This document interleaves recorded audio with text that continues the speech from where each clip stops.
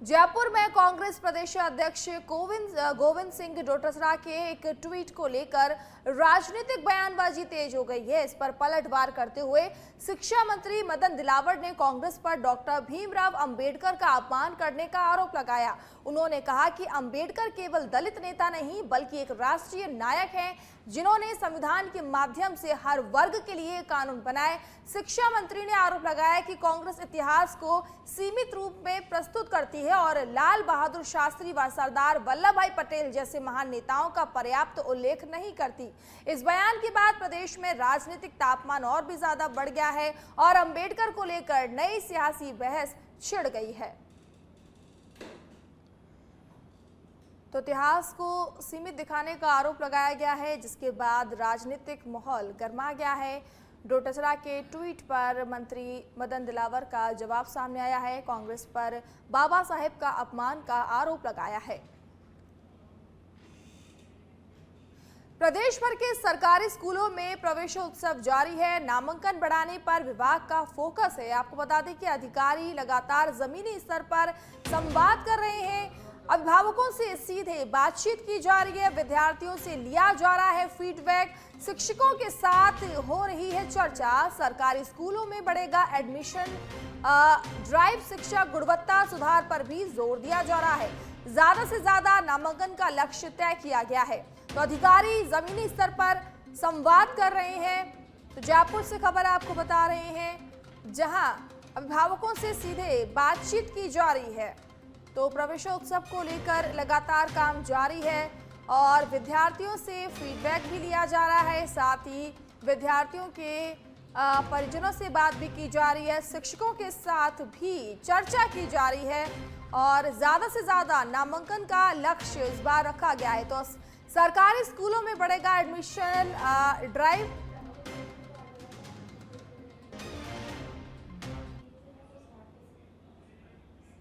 जयपुर से खबर है, जहां अजमेर में सहायक आचार्य पदों के साक्षात्कार शुरू है। आज से इंटरव्यू प्रक्रिया का आगाज हो गया है। 17 अप्रैल को रनवे ट्रांसप्लांटेशन इंटरव्यू को 20 अप्रैल पदों के लिए साक्षात्कार चिकित्सा शिक्षा विभाग के तहत होंगे इंटरव्यू आयोजित। आपको बता दें, अभ्यर्थियों को मूल दस्तावेज लाना अनिवार्य होगा। फोटो, आईडी और प्रमाण पत्र साथ लाना जरूरी होगा। बिना दस्तावेज नहीं मिलेगा इंटरव्यू में प्रवेश। अभ्यर्थियों में इंटरव्यू को लेकर उत्साह देखने को मिल रहा है। तो आपको बता रहे हैं, जहां इंटरव्यू में प्रवेश के लिए अभ्यर्थियों से जो है उनका ज़रूरी दस्तावेज लेकर आना ज़रूरी है, अन्यथा उनको इंटरव्यू में प्रवेश नहीं मिलेगा। वहीं अभ्यर्थियों में इंटरव्यू को लेकर खासा उत्साह देखने को मिल रहा है। तो अभ्यर्थियों को मूल दस्तावेज लेकर आने हैं। फोटो, आईडी और प्रमाण पत्र साथ लाना जरूरी, नहीं तो नहीं मिलेगा इंटरव्यू में प्रवेश।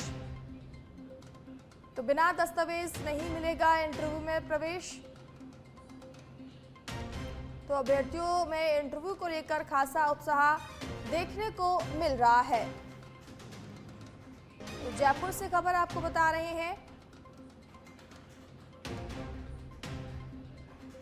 जहां अजमेर में सहायक आचार्य पदों के साक्षात्कार शुरू हो चुके हैं।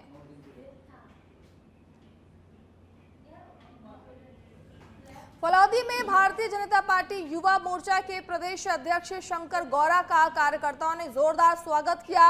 इस दौरान आउ क्षेत्र से भी बड़ी संख्या में युवा पहुंचे और भव्य कार्यक्रम में हिस्सा लिया। भाजयुमो दिनोक मंडल अध्यक्ष रवि सेन और पूर्व जिला महामंत्री चक्रवर्ती सिंह राठौड़ के नेतृत्व में कार्यकर्ताओं ने प्रदेश अध्यक्ष को 21 किलो फूल की माला पहनाकर सम्मानित किया। कार्यक्रम में शंकर गौरा ने कार्यकर्ताओं से आगामी पचपदरा में होने वाले प्रधानमंत्री नरेंद्र मोदी के कार्यक्रम को सफल बनाने के लिए अधिक से अधिक संख्या में पहुंचने का आह्वान किया।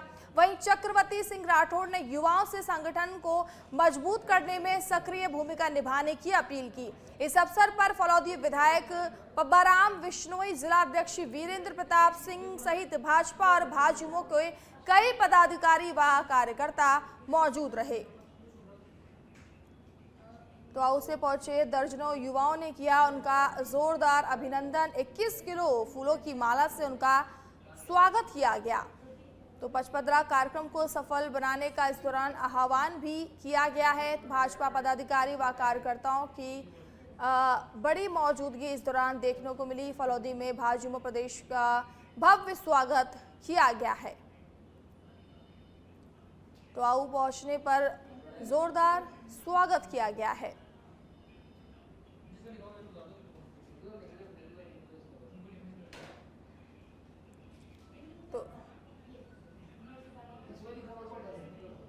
राजस्थान में पश्चिमी विक्षोभ के प्रभाव के चलते आज कई जिलों में मौसम में बदलाव देखने को मिलेगा।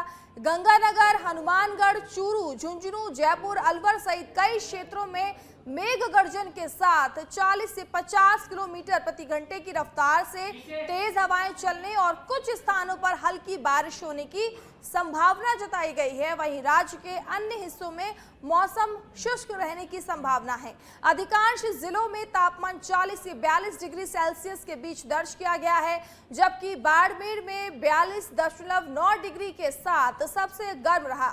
मौसम विभाग के अनुसार उत्तरी राजस्थान में आंधी बारिश से तापमान में 1 से 2 डिग्री की गिरावट हो सकती है। हालांकि आने वाले दिनों में फिर से तापमान बढ़ने के संकेत है। विभाग ने लोगों से सतर्क रहने की अपील की है। तो मौसम बदलेगा। राजस्थान में एक बार फिर गंगानगर से जयपुर तक मेघ गर्जन व तेज हवाओं की संभावना जताई जा रही है, क्योंकि अभी पिछले कुछ दिनों से गर्मी लगातार देखने को मिल रही है। यहाँ तापमान काफी ज्यादा बढ़ गया था और अब मौसम विभाग के अनुसार कहा जा रहा है कि अगले कुछ ही दिनों में बारिश और आंधी हो सकती है।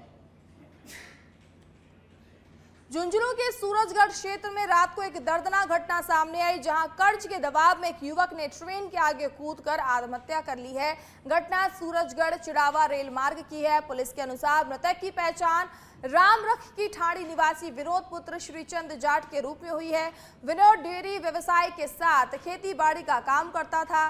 प्रारंभिक जांच में सामने आया है कि वह पिछले कुछ समय से आर्थिक तंगी और बैंक के कर्ज को लेकर परेशान चल रहा था। घटना के बाद पुलिस को मौके से मृतक के पास एक सुसाइड नोट भी मिला है, जिसे जब्त कर लिया गया है। नोट में युवक ने लिखा है कि वह डेयरी के लिए गए बैंक ऋण की किश्तें नहीं चुका पा रहा था और लगातार बढ़ते कर्ज के कारण मानसिक तनाव में था। उसने लिखा कि बैंक का लोन चुकता नहीं हो पाने से वह दबाव में आ गया था, जिसके चलते ये कदम उठा रहा है। बताया जा रहा है कि सिरसा से कोटा जा रही ट्रेन की चपेट में आने से युवक की दर्दनाक मौत हो गई है। सूचना मिलने पर मौके पर पुलिस ने शव को कब्जे में लेकर पोस्टमार्टम के लिए भिजवा दिया है। पुलिस ने मामला दर्ज कर जांच शुरू कर दी है। साथ ही परिजनों से भी जानकारी ली जा रही है। तो देखिए, ये युवक ने जो है ट्रेन के आगे कूदकर अपनी जान दे दी है। कर्ज से परेशान था युवक और मृतक की पहचान आपको बता दें विनोद जाट के रूप में हुई है। रामरख की ठाणी का रहने वाला था युवक।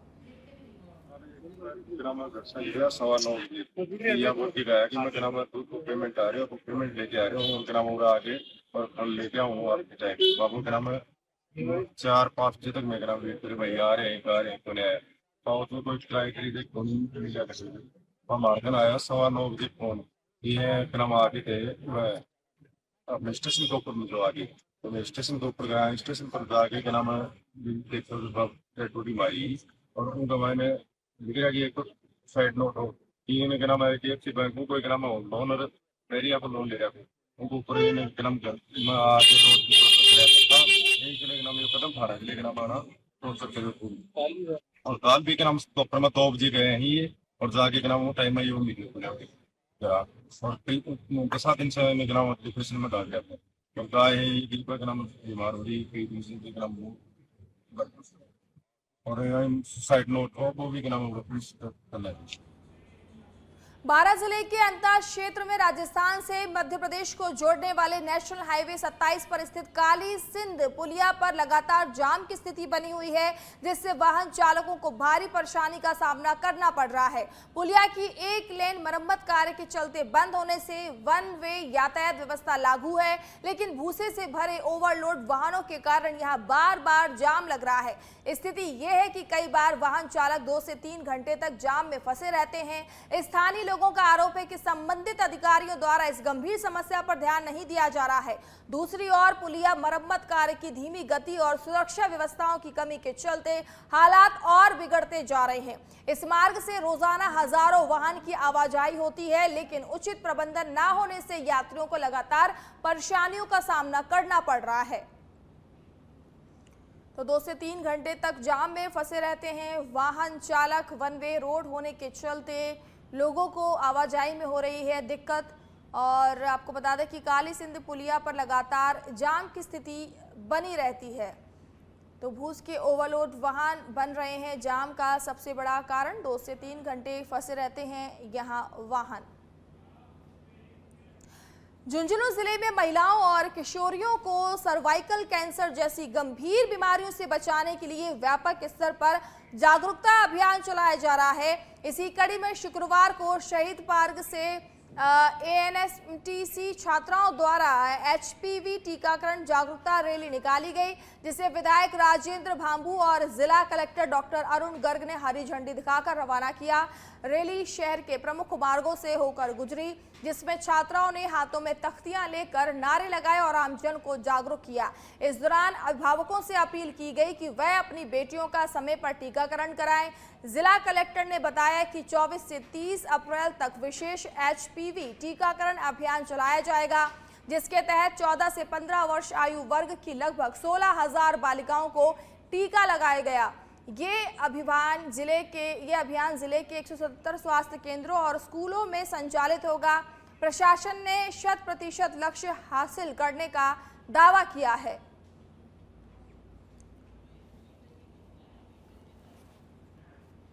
प्रधानमंत्री द्वारा महिलाओं के लिए एक बहुत महत्वाकांक्षी योजना स्वास्थ्य की दृष्टि से पिछले दिनों लॉन्च की गई थी।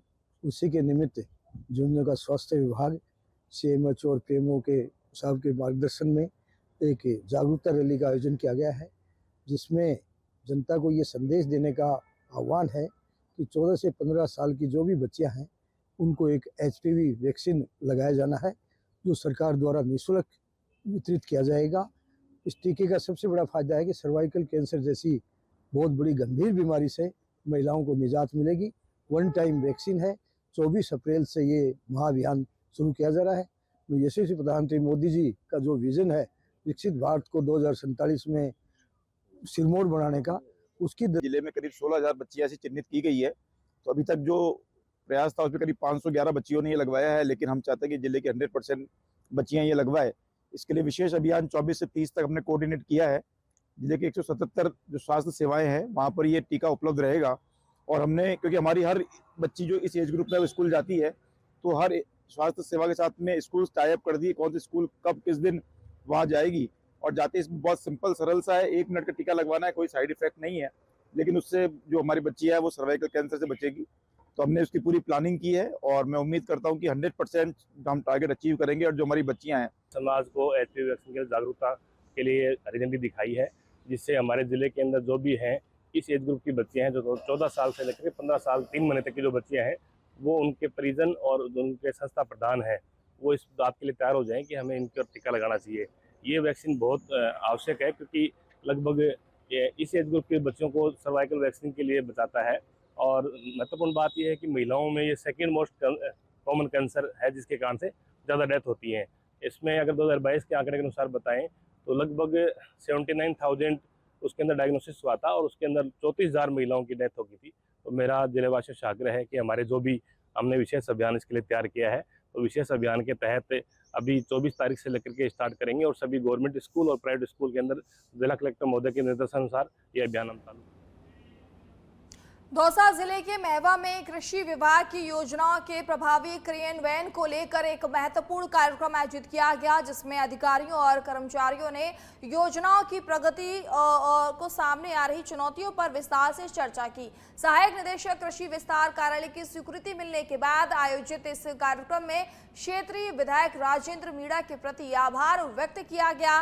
कार्यक्रम में जिले भर से आए कृषि विभाग के अधिकारियों ने इस पहल की सराहना की और जमीनी स्तर पर योजनाओं के क्रियान्वयन की समीक्षा की। इस दौरान महवा, बांदीकुई और सिकराय क्षेत्र के अधिकारियों ने अपनी अपनी समस्याएं और चुनौतियां साझा की। अधिकारियों ने कर्मचारियों को आश्वासन दिया कि उनकी समस्याओं के समाधान के लिए हर संभव प्रयास किए जाएंगे। कार्यक्रम में कर्मचारी संघ के प्रदेश अध्यक्ष राहुल कुमार, ओम प्रकाश, हरलाल सहित संयुक्त निदेशक रामराज मीणा सहित तमाम अधिकारी मौजूद रहे।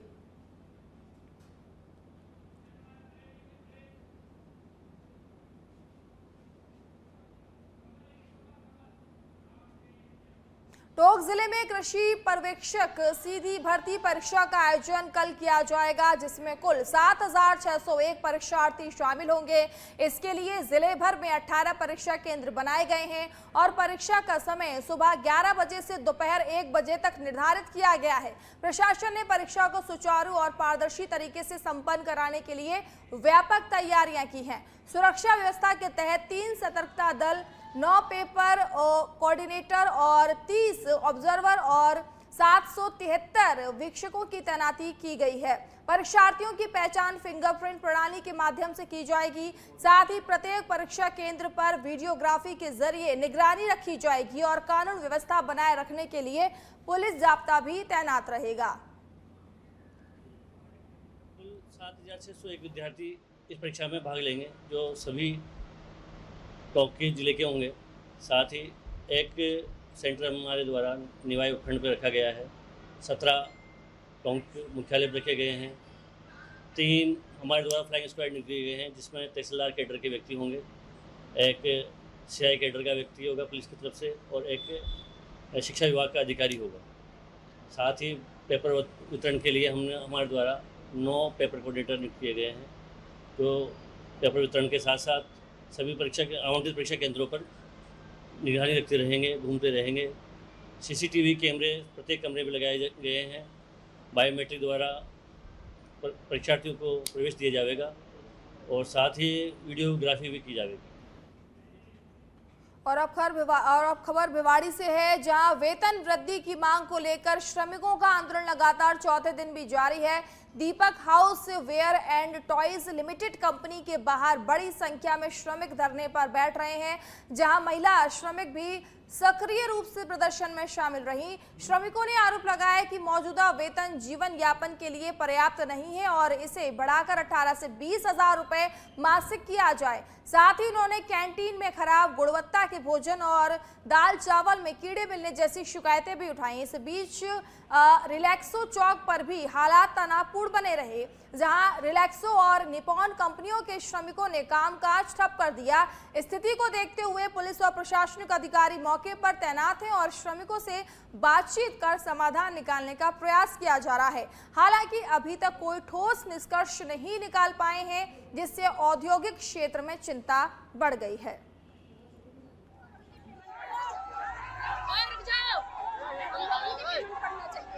हम लोग संडे करते हैं, उसमें हमें मतलब डबल संडे मिलना चाहिए। और गेट पास से सारी बीमारी हो जाती है, गेट पास मांगते हैं तो चिल्ला के दिखा देते हैं। और फिर बच्चे का इतना खर्चा, महंगाई, असोल्ट प्रेस में हीट पे काम करते हैं, हाथ जरा के ये तब से मतलब में बोलते हैं तो बोलते हैं ड्रामा मत करो, सफाई पोछा लगाओ, फलाना करो, ढकाना करो। हमारी पेमेंट 20,000 रुपए। महिला सुरक्षा के लिए कोई क्या इंतजाम है कंपनी? अगर मैं करता हूँ 12 घंटे ओवर टाइम तक, तो मेरा वही 10,000, 8,000 ऐसे उठाया वो सैलरी, मतलब आती ही नहीं सैलरी पूरी, कभी नहीं आई सैलरी पूरी। और सैलरी बढ़ाने को बोलो तो यही बोलेंगे सैलरी बढ़ जाएगी, भगा देंगे वहाँ से। फिर ये होता है कि मतलब 15 दिन से वेटिंग चल रही है, अभी तक सैलरी का वो मतलब नहीं हुआ कि बढ़ जाएगी। एक दिन बोले संडे को आओ और एक बंदा अगर लाओगे तो 100 रुपये तुम्हें मिलेगा, ऐसा बोला। तो मतलब उस दिन का तो दिया, ठीक है दिया, मानूंगा दिया, लेकिन अब सैलरी नहीं बढ़ रही है। अब बोला जा रहा था 1 दिन का और टाइम मांग रहे और मांग है हम लोग के 8 घंटा के 18,000 होना चाहिए और संडे छुट्टी चाहिए, नहीं हो चाहे पुरानी सबको बराबर होना चाहिए। और 9 बजे आएंगे, 8 बजे अगर आएंगे तो 12 घंटा करेंगे तो उसका ओवर टाइम मिलना चाहिए। ओवर टाइम मिलता नहीं है? नहीं। क्या बोलते? 8 घंटा 12 घंटा के 400 दिहाड़ी मिलता है और जो एक छुट्टी मार देते हैं 2,500 रुपया कट जाता है एक दिन के 2,500। हाँ, ये पूरा फिलहाल जानता है। जो पैसा लेते हैं तो रो देते हैं, तो बोले सर जी ऐसे मिले तो बोले छुट्टी क्यों मारी, नहीं जानती है क्या समस्या। मैं बोली यार तबीयत खराब हो गया है। इधर सबसे पहली प्रॉब्लम सैलरी की, दूसरी कैंटीन में खाने की, उधर दूसरी चीज, तीसरी चीज ये है मेरे को सुनता भी नहीं है इधर। खाने की क्या प्रॉब्लम है? मतलब कि खाना सही नहीं है, कभी दाल में कीड़ा निकल जाता है, चावल भी कभी खराब आ जाते हैं, और एक टाइम मतलब एक ही देते हैं, या तो दाल या तो सब्जी। अभी आप कितने घंटे काम करते हैं, कितने पैसे मिलते हैं आपको? 12 घंटे हम काम कर रहे हैं। कितने मिलते हैं आपको? हमको वही मिल जाते हैं 12-13, कहीं पूरी सैलरी मिली नहीं हमको तो कभी भी, और एक छुट्टी होती है तो 2,500 कट जाते हैं, इंसेंटिव में कुछ नहीं मिलता। अगर आप पूरे महीने काम करते हैं, मतलब 26 दिन, तो आपको 26 ड्यूटी करते हैं तो कितना मिलता है? 10,000, 8,000, 11,000 से अभी ज्यादा आप नहीं उठाए। कितने की मांग कर रहे हैं? अभी क्या चाहते हैं आप? 18,000 चाहिए, 18,000। 8 घंटे। अभी आपने ये कहा कि दाल में कीड़े निकलते हैं, तो कभी आपने कंपनी मैनेजमेंट से बात रखी थी दाल में कीड़े निकलते हैं, शिकायत अब एक कई बंदों ने बोला, बहुत बंदों ने बोला, लेकिन हुई नहीं। क्या बोलते हैं फिर उस बारे में? कुछ बोलते ही नहीं, कोई रिएक्शन ही नहीं लेते। कितनी बार निकले हैं सब चीजें जो आप बहुत बार निकले, अभी परसों ही निकला था। किस समस्या को लेकर आप कंपनी के गेट पर बैठे हो? समस्या है आज के जमाने में, ये देखो महंगाई कहाँ जा रही है, आसमान छू रही है। सबसे पहले सिलेंडर आ रहा है 5,000 का, कमाई है 10,000, खर्चा है 16,000। बच्चे को पढ़ाएंगे या खर्चा झेलेंगे या लिखाएंगे, ऐसे मजदूरी करेंगे तो फिर आने से फायदा क्या है? बच्चे भी यहाँ से आएंगे, भविष्य खराब होगा ना, बच्चे भी मजदूरी करेंगे। बताओ, जब इतना ही मजदूरी में इतना खर्चा सैलरी हम उठाएंगे तो आगे चल के करेंगे क्या? हम कुछ नहीं कर पाएंगे। कब से यहाँ काम कर रहे हो? 3 साल हो गया। 3 साल हो गए। 3 साल में कितनी सैलरी है? सैलरी 10,000 है, 10,410, वही भाई। तो मांग क्या है आपकी? मांग हमारी है कि हमारा डबल ओटी होना चाहिए, डबल ओटी चलेगा। संडे मंडे सब चलाते हैं तो संडे डबल क्यों नहीं देते? और क्या? संडे डबल होना चाहिए। किस समस्या को लेकर आप? भिंड जिले के अटेर थाना क्षेत्र अंतर्गत चुमुहा गांव के पास एक दर्दनाक सड़क हादसा हो गया, जहां एक बस ने पीछे से ऑटो में जोरदार टक्कर मार दी। इस हादसे में 1.5 साल की मासूम बच्ची की मौत हो गई, जबकि करीब आधा दर्जन यात्री घायल हो गए हैं। सभी यात्री पुदारा गांव से जैतपुर निमंत्रण कार्यक्रम में शामिल होकर लौट रहे थे। टक्कर लगने से ऑटो में सवार अन्य यात्री भी घायल हो गए हैं, जिन्हें तत्काल जिला अस्पताल में भर्ती कराया गया है, जहां उनका उपचार जारी है। गंभीर रूप से घायल एक महिला को बेहतर इलाज के लिए ग्वालियर रेफर किया गया है। घटना के बाद इलाके में अफरा तफरी मच गई है और पुलिस ने मामला दर्ज कर जांच शुरू कर दी है।